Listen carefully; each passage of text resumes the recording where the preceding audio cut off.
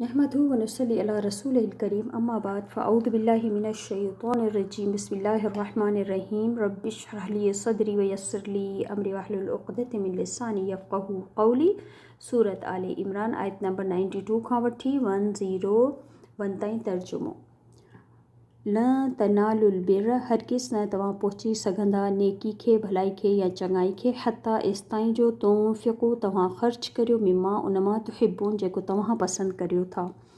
वमा ऐं जेको कुझु तुंफ़िक़ू तव्हां ख़र्च करियो था मिन शैइन कंहिं बि शइ मां फ़इन्नल्लाह त बेशक अल्लाह बिही उनखे अलीम ख़ूब ॼाणण वारो आहे। कुल्लु तामी कान हिल्लन लिबनी इसराईल हर तरह जो ताम जेको हो हलाल हो बनी इसराईल जे लाइ इल्ला सिवाय मां जेको हर्रम हराम कयो इसराईल यानी हज़रत याक़ूब अलैहिस्सलाम जो लक़ब आहे इसराईल उन हज़रत याक़ूब जेको हराम कयो अला नफ़्सिही पंहिंजी ज़ात ते पंहिंजी नफ़्स ते में क़बिल उन खां पहिरीं अन के तुनज़्ज़लत तौरात के नाज़िल थी हुई तौरात यानी तौरात जे नाज़िल थियण खां पहिरीं हुआ हज़रत याक़ूब। कुल चई छॾियो इन्हनि खे ॿुधायो फ़ातू पोइ खणी अचो बि तौरात फ़तलूहा पोइ पढ़ो उन मां उनखे इन अगरि कुंतुम आयो तव्हां सादिक़ीन सचा। यहूदीन खे चयो पियो वञे जेके चवंदा हुआ त हीउ हराम हो हराम त उन्हनि खे चयो पियो वञे जेको तव्हां ॿधी रहिया आहियो ॻाल्हियूं करे रहिया आहियो अगरि तव्हां सच आहियो त इहे असांखे तौरात में लिखियलु ॾेखारियो। फ़मन इफ़्तरा पोइ जेको इफ़्तरा करे यानी घड़े अलाही अल्लाह जे मथां अलकदिब कूड़ मिमबादी ज़ालिक इन ॻाल्हि खां पोइ फ़उलाइक पोइ उहे माण्हू आहिनि हुमुज़्ज़ालिमून जेके ज़ालिम आहिनि। कुल इन्हनि खे चयो सदक़ल्लाह सच चयो अल्लाह फ़त्तबिऊ बस पैरवी करियो मिल्लत इब्राहीम हनीफ़ा तरीक़े इब्राहीम जे ते जेको यकसू हो वमा कान मिनल मुशरिकीन ऐं न हो उहो शिरक करण वारनि मां। इन बेशक अव्वल पहिरियों बैतन घर वुदी लिन्नासी मुक़ररु कयो वियो माण्हुनि जे लाइ लल्लज़ी बिबकत मुबारकऊं उहो जेको मके में आहे बाबरकत आहे वहुदन लिल आलमीन ऐं हिदायत आहे जहां वारनि जे लाइ। फ़ीही आयातुम बय्यिनात उन में आहिनि निशानियूं वाज़े मक़ाम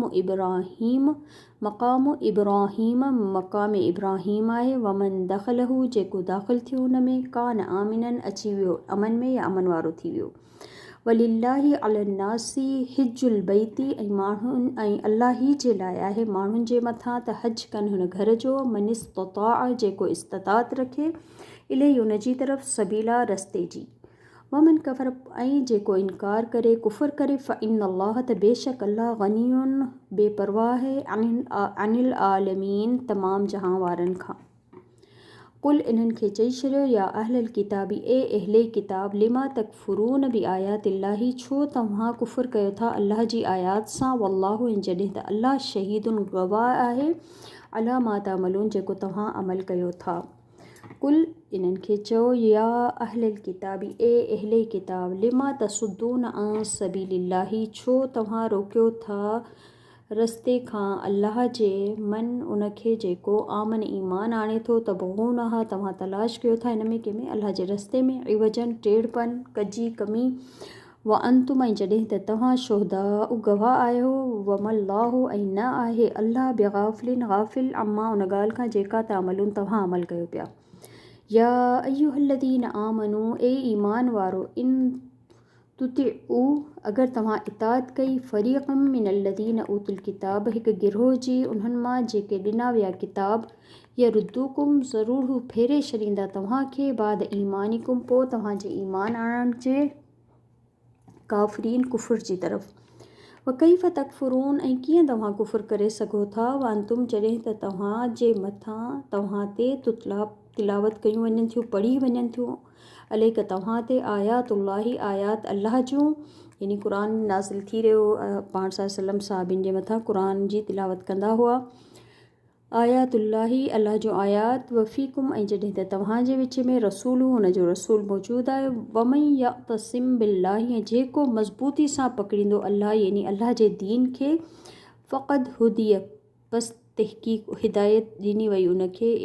हिदायत ॾिनो वियो इला सिरातिम मुस्तक़ीम तरफ रस्ते सीधे जे। सुब्हानकल्लाहुम्मा व बिहम्दिका अशहदु अन ला इलाहा इल्ला अंत अस्तगफिरुका व अतूबु इलैका। अस्सलामु अलैकुम व रहमतुल्लाहि व बरकातहू।